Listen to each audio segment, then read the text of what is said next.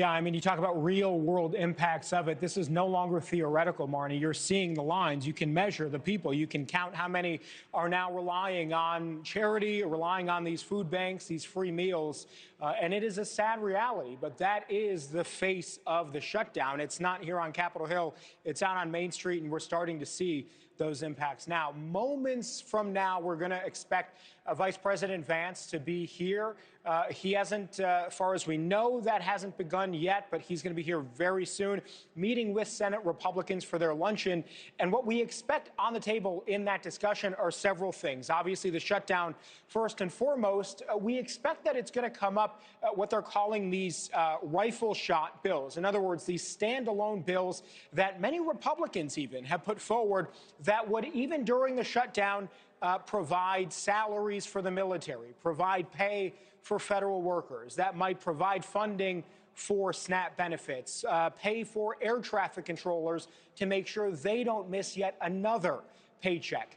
Right now, as far as we understand, Senate leadership on the Republican side is opposed to doing these things. Why? Because they say that by removing some of these sort of pressure points off of the table, it puts less pressure on Democrats to vote with them to reopen the government, which, again, from a political perspective, you can understand the rationale behind it.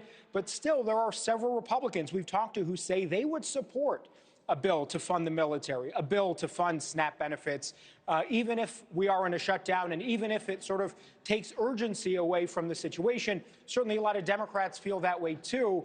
But again, if you're wondering what the real impact, what the real life consequences of this are, take a listen here. We had a crew at that food bank, that line in Hyattsville, Maryland.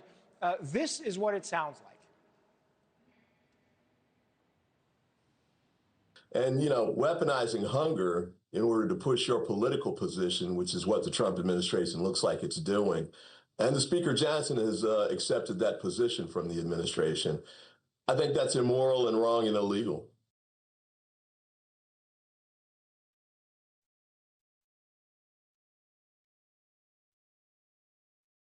As we were there, several members of Congress also there today from the House, because the House has not been in session. They continue not to be in session as the Senate continues to take these votes, which again today did not result in the government reopening. Yeah, another pain point that many have a tough time making ends meet right now. Joe, thank you. I know those food banks are stretched thin, and that's not during a shutdown, so making matters even worse. Thank you. Still ahead. Thank you for watching. Subscribe below and download our NewsNation app right now on your phone, and you will get fact-based, unbiased news for all Americans.